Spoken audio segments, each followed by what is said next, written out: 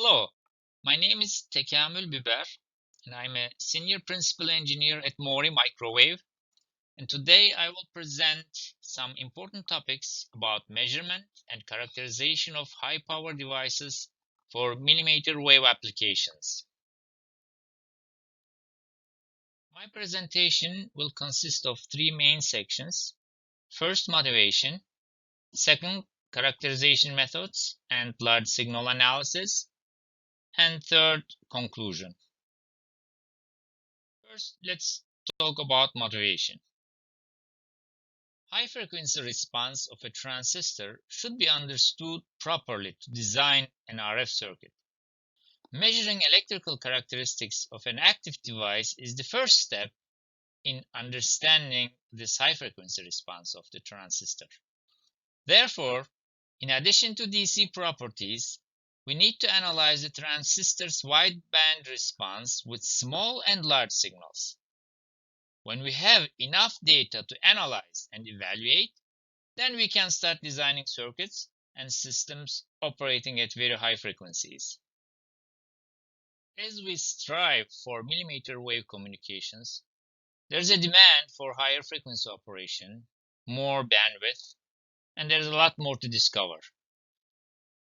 On the other hand, for millimeter wave and higher, the fabrication tolerances are tighter, stricter, and measurements are more sensitive, and the measurement data has larger uncertainty.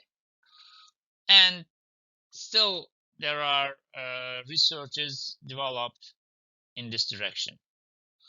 And there are new opportunities in the field of test and measurement, and for circuit designers and system architects.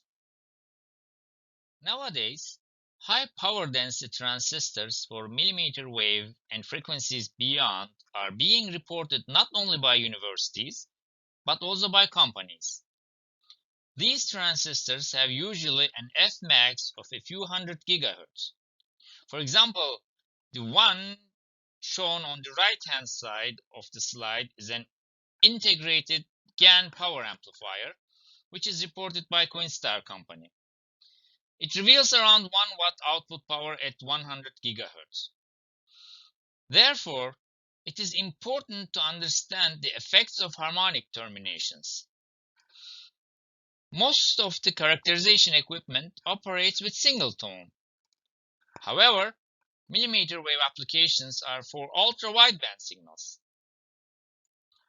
Their effects on a transistor's response is quite different than the effect of a single tone.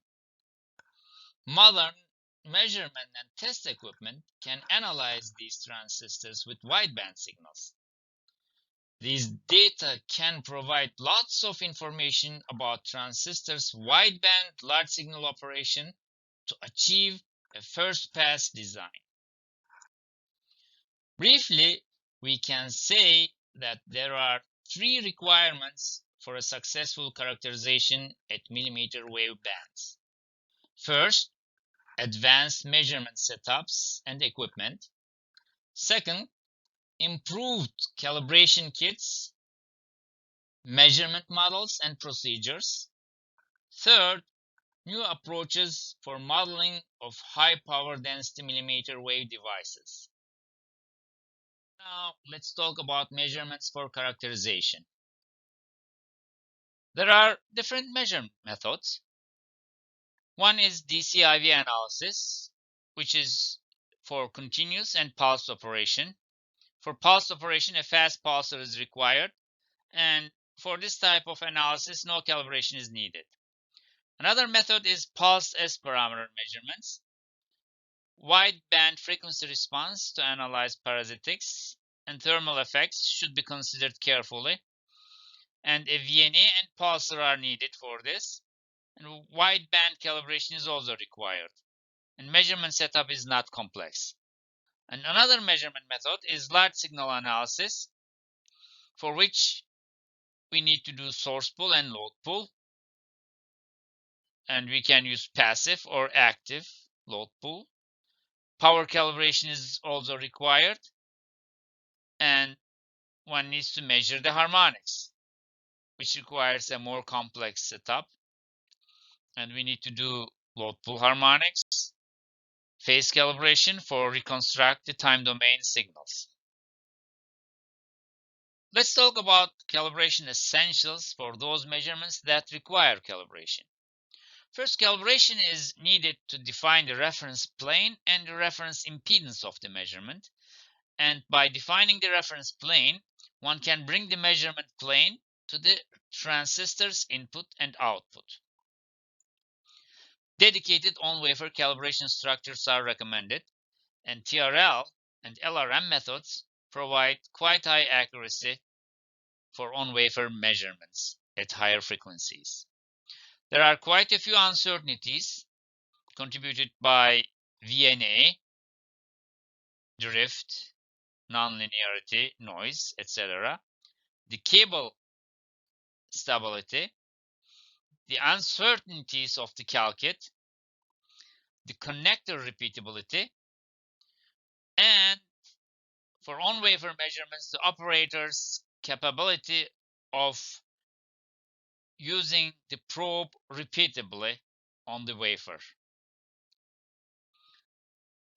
And again, for on-wafer measurements, there is another uncertainty, which is the crosstalk or leakage between the probes. What are the calibration essentials for TRL or LRM calibrations?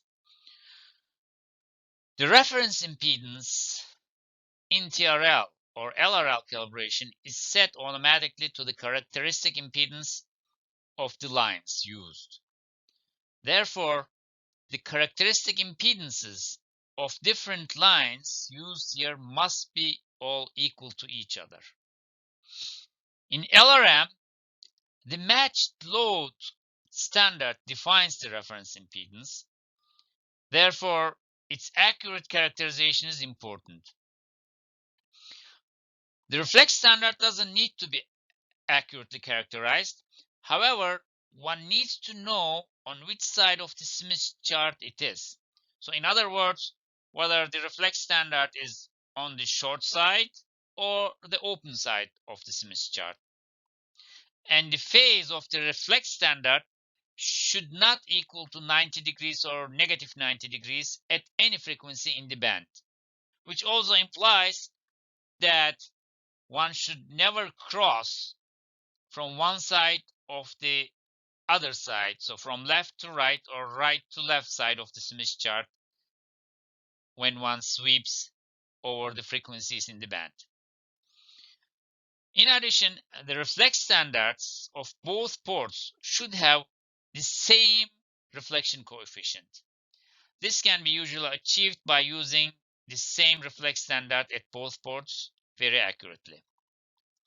Furthermore, the electrical difference between the line standards used in TRL-LRL calibrations is usually chosen to be 90 degrees at the center frequency. But at any frequency, it cannot be equal to an integer multiple of 180 degrees. It's mostly recommended to stay between 20 degrees and 160 degrees. And this continuity is not recommended at the reference plane. What do we need for power and phase calibrations? Load pull measurements also need power calibration. A power sensor or power meter is required, and this has direct impact on the output power and the efficiency performance of the transistor, and usually coax kits are used. If it is possible to measure or control the harmonics, a phase calibration can also be applied to reconstruct the time domain signal. Well-characterized COM generators are usually used for this purpose. In large signal operation, load termination has a direct impact on amplifier's performance. Therefore, we need to find the most suitable load termination meeting the design requirements. This measurement is called load pull. First, we load the transistor with a known impedance, then measure transistor's large signal performance such as power gain, output power, or efficiency. The figure on the right side shows a load pull measurement result. The contours display efficiency and output power values depending on the load termination. Mechanical tuners can be used for source and load pull measurements. Simply, a mechanical tuner is a transmission line with a probe on it. A delicate control of the probe's up and down and right and left movements adjusts the reflection, hence the impedance seen at the tuner's reference plane. Here on the right, we show a passive load pull setup with two tuners. One of them is for the source impedance control, the other one is for the load impedance control. The couplers are used to measure the reflection coefficients from the incident and reflected waves and hence the source and load impedances accurately. In this configuration, the measurements are done by the VNA. A software controls the tuners, power supplies, and power sweep.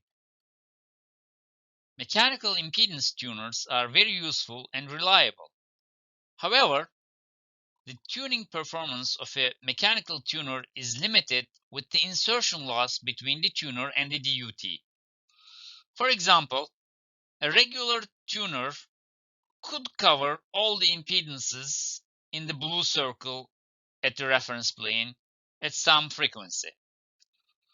However, if there is a 1 dB insertion loss between the tuner and the DUT, the tuner can only control the impedance values inside the red circle.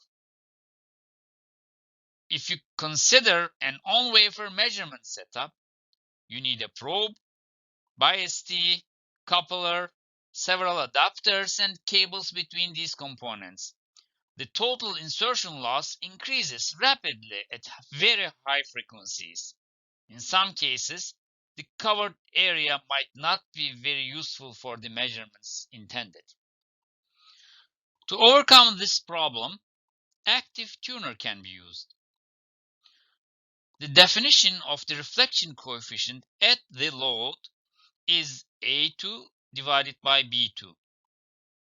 B2 is the power coming from the transistor incident to the load.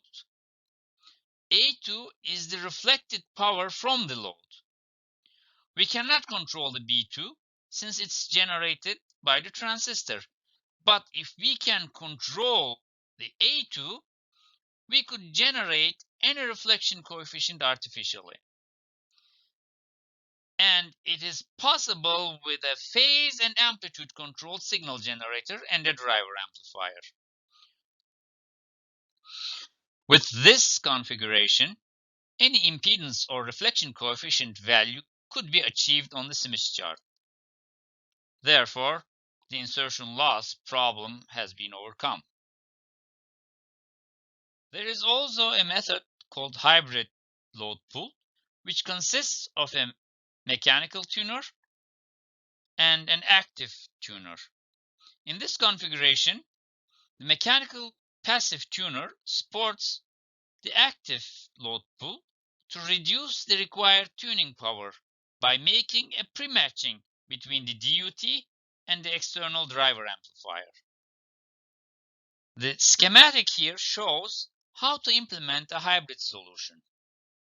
The insertion loss between the mechanical passive tuner and the DUT is compensated by the external amplifier. On the other hand, the passive tuner provides pre-matching. Hence, one can tune high reflections at the load with less power. One can apply hybrid load pull configurations for fundamental and second harmonic frequencies simultaneously. The key component in this configuration is the diplexer or diplexer. It splits the signal and provides independent control of the signals at fundamental and second harmonic. The second harmonic tuning is done by the active load pull system. Load pull using mixed signals enables large signal measurements for wideband modulated signals with error vector magnitude measurements, adjacent channel power ratio measurements, and spectrum analysis, peak to average ratio, etc. Multiple analyses can be done in one power sweep, and measurements are rapid. Modern measurement systems can control baseband impedance, active control in low frequency range, and can provide a fixed impedance for the entire signal bandwidth. Measurements and design. Mechanical passive tuner-based load pull systems are available up to 110 GHz. Hybrid operation is recommended to compensate insertion losses. These type of load pulls are usually not wideband. There are advanced active load pull solutions that can perform active source and load pull up to 1.1 terahertz using standard extenders and VNAs.